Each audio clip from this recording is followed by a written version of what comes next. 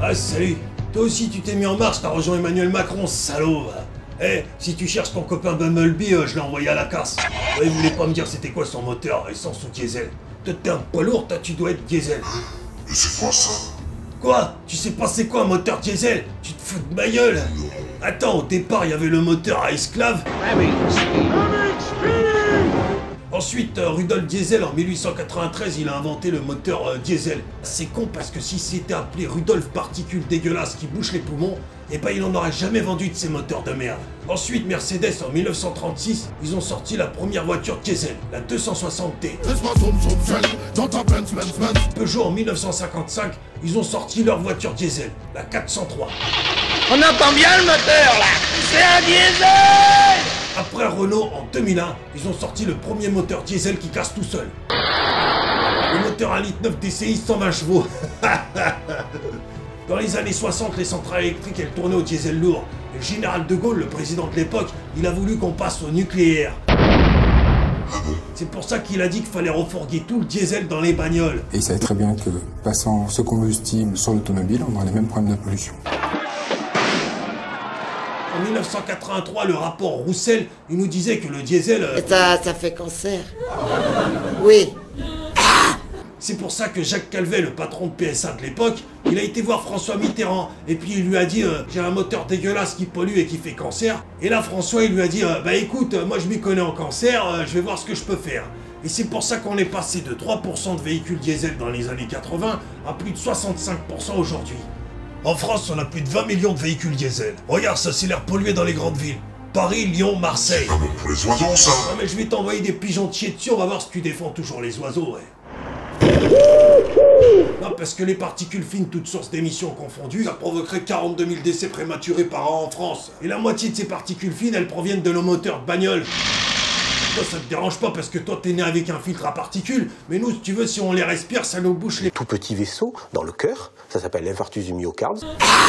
Dans le cerveau, ça s'appelle l'accident vasculaire cérébral. Et pour les femmes enceintes, le placenta. Mais ouais, parce que je te l'ai dit au départ, nos moteurs de bagnole, ils tournent avec une énergie qui vient du pétrole.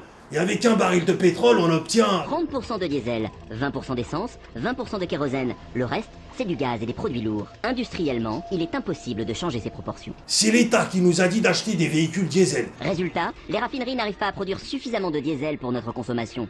On est obligé de vendre loin ce que l'on produit ici et d'importer de loin ce que l'on pourrait produire ici. Comment? T'as pas compris que l'État il se foutait de nos gueules? L'État, sur les paquets de cigarettes, il a mis la photo d'un type avec la gorge dégueulasse pour pas qu'on fume, tu vois. Il a marqué fumeture en plus.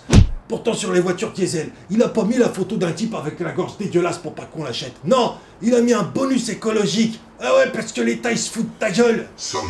Bah ouais, le diesel ça fait cancer. En 1996, il y a eu le rapport Martin. Rien ne justifiait au plan de la santé et de l'environnement que l'on favorise fiscalement ce carburant par rapport à l'essence. Il y a le filtre à particules maintenant. Il y a eu le filtre à particules. Eh, si ton filtre à particules il est pas vidé correctement, il se bouche et après ton moteur il casse. J'ai un défaut sur le filtre à particules. J'ai cassé le moteur. Bouché, encrassé, le pot de la discorde. défaillance du FAP. C'est pour ça que beaucoup de possesseurs de filtres à particules, ils le retirent. Le défapage, l'ablation définitive du FAP. Une filière en pleine expansion. Et après, ça fait cancer. Non. Ah ouais, tu peux le laisser si tu veux, mais le problème c'est qu'en brûlant les particules, ton filtre à particules, il rejette un autre gaz toxique, le dioxyde d'azote. Mais c'est quoi ça? Quoi? Tu sais pas c'est quoi du dioxyde d'azote? C'est 10 fois plus toxique que du monoxyde de carbone. On ne le mesure pas en tant que polluant à la sortie des échappements des voitures, c'est juste hallucinant. On peut contrôler l'opacité pour les véhicules diesel et le monoxyde de carbone pour les véhicules essence. Mais il y a eu un rapport là-dessus en 2009. Ah putain. Mais ouais, mais parce que tous les constructeurs automobiles ils se foutent de nos gueules, ils font passer des tests à leurs véhicules qui sont bidons. Alors ça. C'est le même test pour toute l'Europe, pour toutes les marques. Voilà, donc là on est sur la première accélération, on maintient la vitesse pendant 8 secondes. Il faut monter à 32 km/h en 12 secondes. Eh, regarde ce qu'on respire en ville dans la circulation. 1000 microgrammes par mètre cube, l'appareil est bloqué. Non, t'as pas compris l'arnaque, on dirait. C'est que les moteurs diesel de maintenant, ils polluent encore plus que les moteurs diesel d'avant qui polluaient déjà. Volkswagen, ils se foutent de nos gueules.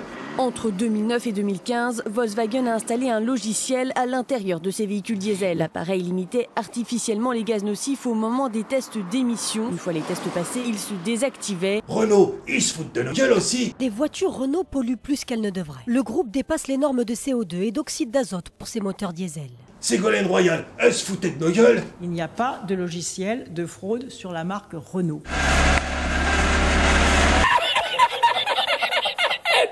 Qu'est-ce que vous faites du rappel des véhicules, Madame Royal? Vous êtes députée française, évitons aussi d'enfoncer la France. Nous sommes transportés dans une autre dimension. Ils sont fous, ces humains. Mais bien sûr qu'il existe des moyens écologiques, tu crois quoi, toi? Nikola Tesla, au début du XXe siècle, il avait inventé un véhicule électrique à énergie libre. Quand il est mort, ses travaux ils sont devenus inaccessibles. Stallmeyer, dans les années 80, il avait inventé un moteur qui faisait l'électrolyse de l'eau pour dégager de l'hydrogène. Quand il est mort, la NASA, ils ont gardé ses travaux. Guinegre, dans les années 90, il a développé un moteur à air comprimé. Le PDG de Tata, quand il a voulu sortir les véhicules de Guinegre, il est mort. Pourquoi ils font ça? Parce qu'on peut pas remplacer une énergie comme ça, parce que sinon tu fais perdre de l'argent à des gens, c'est pour ça qu'ils nous font chier. Paul Pantone, dans les années 80, il a inventé un système d'addition d'eau au carburant. On trouve les plans sur internet. Ouais, je pense qu'on pourrait réduire par 2 les consommations des moteurs avec ce système-là. En ajoutant de l'eau avant la phase de combustion, ça permettrait de diminuer de façon spectaculaire les émissions de particules, les oxydes d'azote. C'est un procédé qui a été pensé par Pierre Clerget en 1901 et qui a été utilisé pendant la Seconde Guerre mondiale dans l'aviation. Renault, ils ont même déposé un brevet en 2005. Les moteurs essence de maintenant, avec l'injection directe, ils polluent encore plus que le diesel. Merde! Putain de merde, tu comprends rien du tout, toi. Faut que je te fasse un dessin pour que tu comprennes que sur cette planète, on est là pour nous empoisonner. Tiens, ça c'est la photo de Brigitte Macron en short sans maquillage. Il y a un lobby du diesel qui dit, moi je vous préviens, hein, si vous prenez des mesures trop draconiennes, je ferme mon usine et je mets tout le monde sur le carreau, mais bien sûr.